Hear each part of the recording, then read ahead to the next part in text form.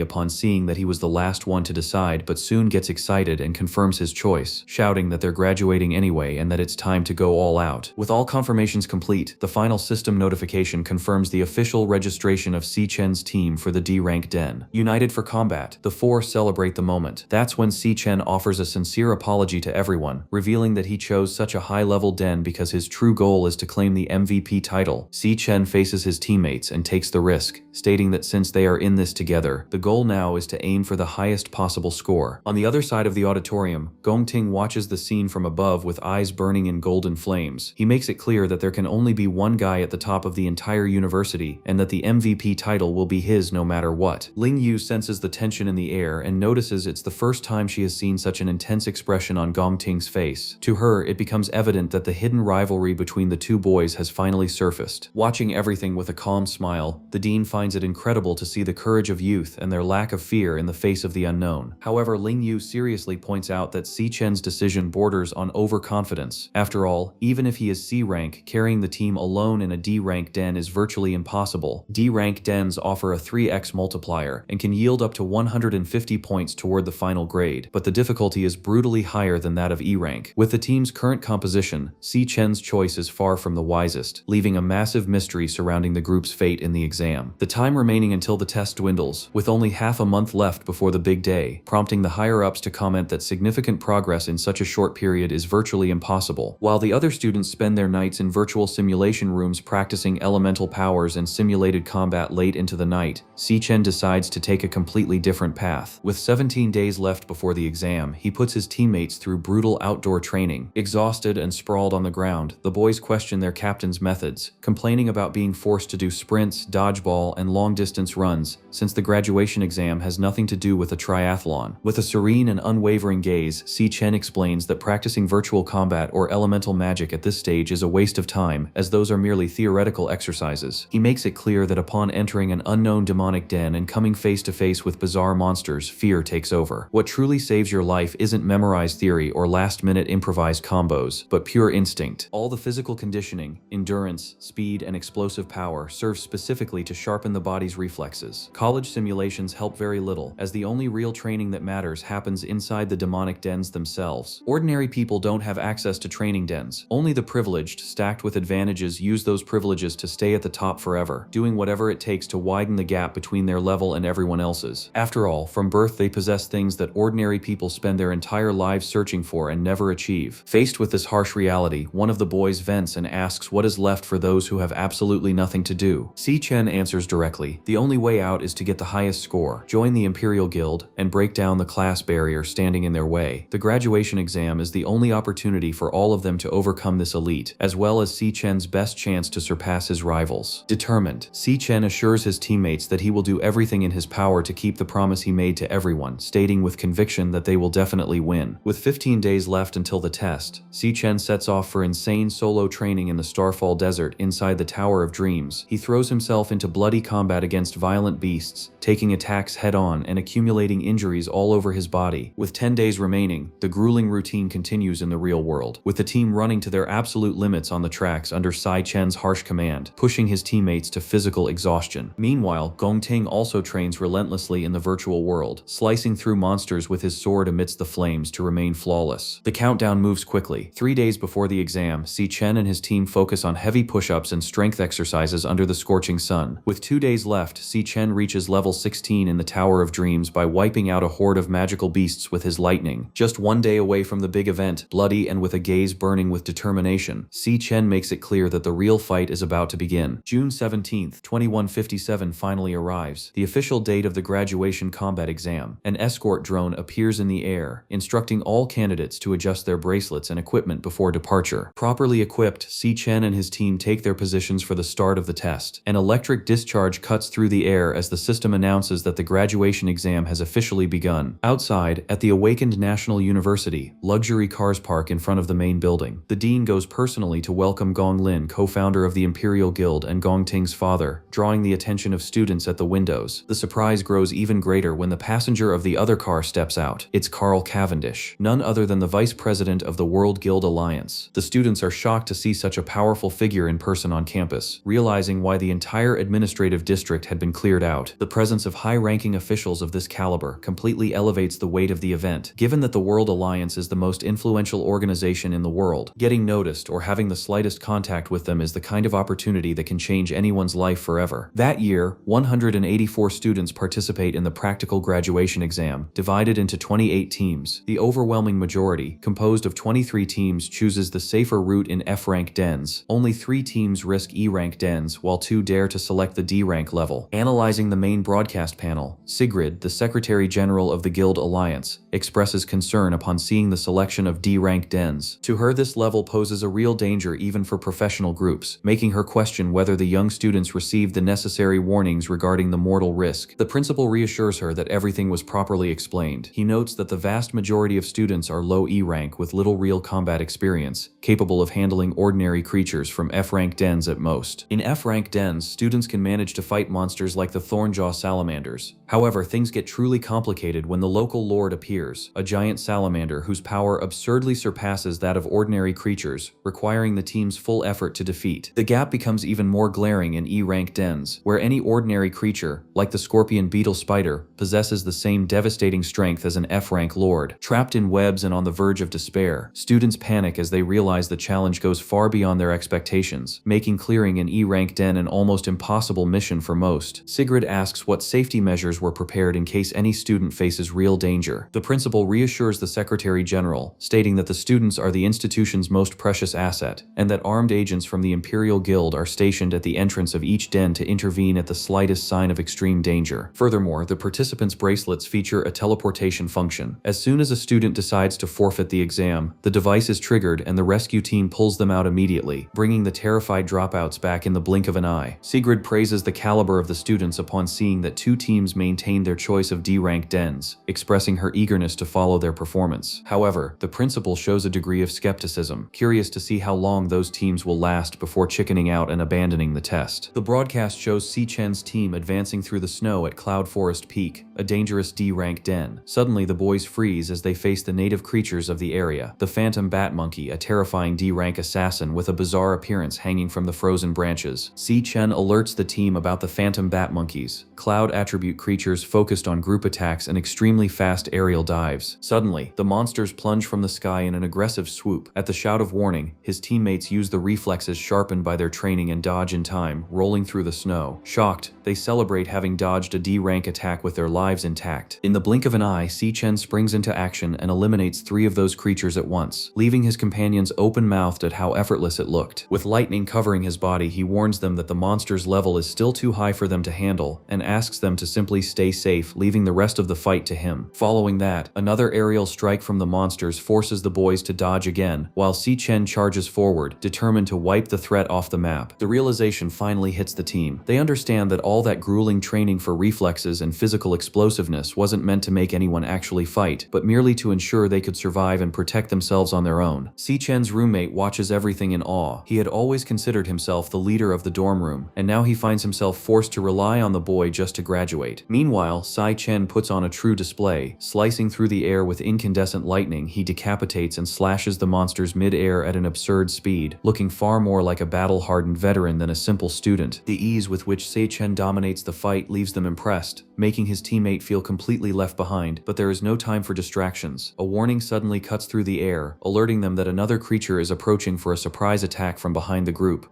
Ma Long blocked the attack with his flaming fists, refusing to remain useless and leave all the responsibility on Si-Chen's shoulders. His determination spread to the others, who remembered that the exam belonged to them too. Jumping into action, one of the boys used plant magic to create vines and trap the monster, but the creature broke free in the blink of an eye using pure brute strength, leaving him shocked. Without wasting time, the boy with glasses released a freezing blast to slow the monster down. Taking advantage of the opening, the plant user charged his fist with energy and fired his vines again, combining their powers to freeze and restrain the beast for good. He then shouted for Shangzu to take the chance and attack. Sangzua answered immediately and charged at the trapped monster, creating a scorching fireball to destroy the immobilized beast. He threw the burning projectile with all his strength, causing a violent explosion directly in the phantom bat monkey's face. However, the D-rank monster's resistance shocked everyone, and the roaring creature absorbed the attack without falling. When they saw the beast still standing, the vine user and the ice mage panicked, shouting that they were reaching their limits and could not hold it much longer. Determined to finish the fight, Sangzua decided to use everything he had left. He raised both arms and summoned a gigantic and overwhelming sphere of pure flames. With a roar of determination, Shangzhuo fired his focused ultimate attack, creating a colossal explosion of fire that completely consumed the area and burned the monster inside a massive shockwave. The monitoring drone appeared and congratulated the group for defeating the phantom bat monkey. The boys collapsed into the snow, celebrating their unbelievable victory over a D-rank monster. As the smoke cleared and the monster's item fell to the ground, one of the teammates bragged that the fight had been easy. Si-Chen only gave a calm smile and admitted that their teamwork had not been bad at all. Right after that, the drone announced that every common creature inside the den had been completely eliminated. Inside the control room, the director stared in disbelief, unable to understand how those students had defeated a monster above their own level. As the authorities watched the panels, they praised the team's performance, while Carl Cavendish focused his attention on Si-Chen. He studied the young man's posture and noticed with an interested smile that he looked very similar to a certain old acquaintance. Carl Cavendish watched the screens carefully and memorized Si-Chen's name. When the director noticed all the attention being placed on the boy, he cleared his throat and directed everyone toward the broadcast of the other team that had also chosen a D-rank den. He announced that they had already completed half of the route. The screen showed the second team in the middle of battle, displaying sharp teamwork and synchronized movements. Sigrid praised their flawless coordination and said their level was comparable to that of a professional guild. Carl Cavendish agreed that the graduating students that year were truly surprising. The director smiled with contempt and reminded everyone that the battle had only begun, and that the true challenge was still ahead. Inside the Toxic Vine Cavern, the other D-rank den, the team moved forward while fighting hordes of miasma mushrooms, aggressive D-rank warrior creatures. To slow the monsters down, the girl on the team used her magical guitar to play a weakening melody that greatly reduced the enemy's strength, resistance, and speed. Taking advantage of the debuff, the team's star mage activated his gravitational attraction skill, pulling several giant mushrooms together and trapping them in one place. That created the perfect opening for the captain to deliver the finishing blow. Gong Ting, the team's warrior and captain, raised his sword and unleashed a devastating flaming slash that cut the mushroom horde into pieces. With the path cleared, the team members celebrated how easy the battle had become and said that choosing the right patron had made the exam incredibly simple. Fully confident that they would win the title, they hurried forward to face the final boss. Back at Cloud Forest Peak, Si-Chen's team finally reached the top of the frozen mountain. The boys could barely believe they had come so far inside inside a D-rank den. When they looked toward the center of the area, they saw the final threat waiting for them. The Ice Phantom Gorilla, a giant and terrifying D-rank warrior, was eating the remains of other creatures while waiting for the intruders to arrive. The boys froze in fear when they saw the final boss, terrified that a single strike from the enormous beast would be enough to kill them. The Ice Phantom Gorilla swallowed a piece of meat and stared at the invaders with burning red eyes. The moment the beast focused its gaze on them, Si-chen's teammates panicked and ran away in terror, while Si-chen remained firm and completely still. With a deafening roar, the monster charged toward the group in a brutal rush. Without hesitation, Si-chen covered his body in lightning, jumped forward at incredible speed, and landed a devastating flying kick directly on the giant primate's face. The impact slammed the creature into the ground with full force. In the next instant, Si-chen rushed forward and unleashed a lightning-fast series of electric slashes that cut the beast apart once and for all. The boys watched in complete disbelief, unable to understand how easily the monster had fallen. As they gained experience from the victory and collected the beast's fur, Si-chen studied the rewards with suspicion. He found it strange that the boss of a D-rank den had given so little experience and such a weak reward. One of the teammates suddenly discovered a real fortune hidden inside the hollow trunk of a tree and called everyone over. The group became excited when they found a huge amount of medium-grade magic crystals, already calculating their value and celebrating how rich they would become after selling the treasure. While the boys celebrated, Si-chen's sharp instincts warned him that something was wrong, and he shouted for everyone to stop. However, the warning came too late. At that exact moment, a magical ice trap activated, causing a devastating freezing explosion that struck the entire group and buried the boys beneath a mountain of ice spikes. Even the monitoring drone was completely frozen by the wave of cold, instantly cutting off Si-chen's team's broadcast and leaving the control room screens without any signal. Inside the control room, the director smiled with contempt, insulted the students, and said that trash would always remain trash. He celebrated what he believed was the end of their journey in the exam. Carl Cavendish suggested sending help to rescue the boys before it became too late. However, a senior official decided to give them more time, explaining that their wristbands were monitoring their vital signs and that everything still appeared normal. Since the students had not surrendered, the official chose to leave the decision in their hands. Meanwhile, on the mountain, the boy with glasses trembled from the cold while trapped inside the ice. He felt relieved that he had some resistance to freezing, while his teammates had become completely frozen. At that moment, a dark and powerful figure appeared floating in the sky. The boy realized that the freezing entity was the true boss of the den. In shock, he recognized the monster from the compendium. It was a cruel and intelligent ice mage, a master of controlling cold and famous for playing with its victims before killing them without mercy. The floating creature revealed itself as the Icebone King, a rare C-rank monster. The boy with glasses fell into despair when he realized that the earlier freezing explosion had actually been a trap created by the creature. Knowing that he had no chance of defeating a C-rank lord alone, he tried to move quickly and take action. However, a sharp shard of ice suddenly rose from the ground and pierced his left leg, spraying blood across the snow. The monster released a dark laugh as it watched the boy suffer and collapse onto the frozen ground. At the same moment, the monitoring wristband released a serious injury alert and asked whether he wanted to abandon the exam. Refusing to give up, the boy gathered all his strength and directed his purification skill towards Si-chen, desperately trying to thaw him because he knew that Si-chen was their only hope of winning. Before the magic could take effect, another ice spike burst from the snow and pierced the boy's back. The attack interrupted the purification, causing him to fail and fall heavily onto the frozen ground. The monster laughed mockingly as it made sharp ice shards erupt from the ground around the boy with glasses. The emergency system released repeated warnings about the severe injuries to his arm and his rapidly increasing heartbeat, ordering him to quit the exam. As the wristband flashed and demanded an answer, the young man remembered his painful past. He thought about every time he had run away from danger, been left behind and become a target of jokes and humiliation. Remembering the group's brutal effort to reach that point and their real chance to change their lives, determination filled his eyes. He refused to abandon the exam and accept defeat again. Fighting through the intense pain from his wounds, he dragged himself toward the ice prison and released his purification spring skill directly onto the barrier trapping Si-chen. He concentrated all his magical energy into his arms and forced the ice to melt while roaring with determination, refusing to stop until his teammate was free. The purification energy struck the barrier directly, and the ice shattered completely. Si-chen emerged with his eyes glowing with pure electricity, breaking free from the frozen prison in a violent flash. Seeing the approaching threat in the air, Si-chen moved like a golden bolt of lightning and rescued the boy with glasses at the last second, avoiding the explosion that destroyed the rock where he had been lying. Once he realized he was safe, the boy admitted that he had thought Si-chen had broken free on his own. However, Si-chen made sure to recognize his teammate's effort and asked whether he was alright. The boy confirmed that the bleeding had stopped, but warned him that the enemy was the Icebone King, a deadly C-rank lord. As the boy warned Si-chen about the danger and explained that they could not allow themselves to be frozen again. A massive sound echoed through the sky. High above them, the monster summoned a colossal giant ice explosion bomb, preparing to crush them both. The boy with glasses stared at the enormous attack in complete shock and screamed that it was impossible to dodge something that large. The giant sphere fell from the sky and crashed into the ground, creating a devastating frozen explosion that swallowed the entire mountaintop. The monster laughed cruelly in the air, believing it had completely destroyed both intruders. However, when the dust settled, the Lord's laughter suddenly stopped. In the middle of the frozen smoke, a burning blue aura appeared and covered the area. To the creature's surprise, Si Chen stood completely unharmed at the center of the explosion while keeping his teammate protected in the air. After reaching level 16 as the Doomflame King, he activated the Frost Body skill, gaining complete immunity to cold and increased resistance inside frozen environments. The beast was stunned when its strongest magic failed to leave even a scratch on Si Chen, leaving it completely frozen in disbelief before such unbelievable power. The boy with glasses stared with his mouth wide open at the energy pouring from Si Chen, struggling to believe that the young man, who was supposed to be an electric assassin, was actually a dual-class awakened. Remembering the mistaken judgment that had put the whole team in danger, Si Chen apologized to his teammate and promised it would never happen again. Right after that, he began switching classes as an overwhelming aura of pink and purple flames rose around him. Taking the form of the Rakshasa of Purgatory and gripping his colossal blade, Si Chen moved forward with the clear intention of finishing the beast once and for all, leaving the boy with glasses in complete shock. Normally, every awakened person gained only one class. However, in extremely rare cases, around 1 person in 10 million could access 2 classes at the same time. Known as dual-class awakened, fewer than 10 of them existed in the entire world. Because of that, the moment such a prodigy was discovered, the largest guilds immediately entered a fierce competition and offered massive fortunes to recruit them. The boy with glasses became completely speechless when he realized the insane truth. Si Chen did not have only 2 awakened classes, he had 3. With his strength and resistance raised to their maximum level, crushing pressure spread across the battlefield. The boy watched in amazement as all the terrifying presence the monster had shown only moments earlier completely disappeared before Si Chen's sword. While the frightened creature panicked, Si Chen jumped with all his power and unleashed triple gravity calamity in super heavy mode. The slicing attack came down with monumental force and cut the monster in half from top to bottom, destroying the beast instantly without giving it any chance to react. With one overwhelming strike, the Ice Lord's body split in 2 and crashed to the ground, granting 5,000 experience points and immediately raising Si Chen to level 17. The boy with glasses was stunned to see a C-rank monster defeated so easily, but Si Chen quickly brought him back to reality by reminding him that their other 2 teammates were still frozen. Panicking because he had forgotten about them, the boy rushed over and tried to break them free from the ice. Taking advantage of the distraction, Si Chen stretched his hand toward the boss's remains and activated his secret ability to devour the monster's essence. As the progress bar moved forward, the creature's freezing energy was completely absorbed, granting him the Cloud Mage class along with all the Ice Spike and Ice Bomb skills that had belonged to the former lord. Looking at the monitoring drone, which was still frozen on the ground, Si Chen felt relieved when he realized that nobody in the control room had seen him absorb the power. With his friends being freed and plenty of time remaining, the team continued forward, determined to secure a perfect score on the exam. After the devouring process ended, electrical sparks surrounded Si Chen, confirming that the mastery of his electric assassin class had reached 100%. The system granted him a new star and additional attribute points, leaving him surprised by the unexpected improvement. Meanwhile, in another part of the Toxic Vine Cavern, Gong Ting's team faced a terrifying battle against the Gluttonous Flower, a D-rank lord. One of the fighters tried to hold the giant creature back with purple magical chains, desperately shouting for the archers to attack harder before he lost control. However, even as the shooter fired energized arrows at the target, the monster's insane defense prevented any real damage. The monstrous plant became furious and violently whipped its vines around, throwing the students through the air. Unable to maintain the restraint, the group panicked on the ground after realizing the lord's unbelievable strength and begged their leader Gong Ting to take control of the situation. As the giant carnivorous plant destroyed everything around it, the team ordered the support members to channel every magical enhancement into Gong Ting. The support mages gathered beside him and poured maximum strength, stamina, and elemental power directly into their leader. Feeling the brutal amount of energy building inside him, Gong Ting said it was enough, drew his glowing blade, and launched himself toward the plant lord at full speed. In the blink of an eye, Gong Ting jumped into the air and activated his flaming blade penetration skill, cutting straight through the creature from one side to the other with a burning slash that made the monster explode in flames. The team cheered in excitement when they saw the creature destroyed, shouting and celebrating their leader's incredible strength. The broadcast drone confirmed their victory after they completed the D-rank den in 35 minutes. Since they finished in less than 1 hour and secured the 3x multiplier, the group reached the maximum score of 150 points, broke the school record, and celebrated before rushing to check the final rankings. Inside the waiting room, Gong Ting's group bragged about finishing the test so quickly and mocked the injured and traumatized students who had given up early. When Gong Ting's right-hand man noticed Si Chen and his team sitting in a corner and recovering, he approached them to cause trouble and mocked them for failing to finish the exam. Before the provocation could continue, Gong Ting ordered his subordinate to return and prepare himself, announcing that the association's vice president was arriving. The authority appeared while applauding the performance he had seen during the exam, and walked through the hallway with his group. Excited, Gong Ting's subordinate announced that the most influential man in the world was walking directly toward them. Full of confidence, Gong Ting extended his hand with a smile, ready to greet him. However, the authority walked straight past him without even looking, leaving the young man standing there with his hand in the air. The vice president continued directly towards Si Chen and praised his impressive performance in clearing a D-rank den in only 21 minutes. Something even professional guilds would struggle to achieve. Gong Ting's subordinate nearly lost his mind after discovering that the group of nobodies had not only completed the test, but had done it in an unbelievable amount of time. Placing a hand on Si Chen's shoulder, Carl Cavendish, vice president of the Global Guild Alliance and the second most powerful person in the world, confirmed the boy's name and happily said that the trip had been completely worth it. He then briefly turned and praised young master Gong Ting, saying that his leadership had also been excellent and had honored his father's legacy. The man responsible for Gong Ting responded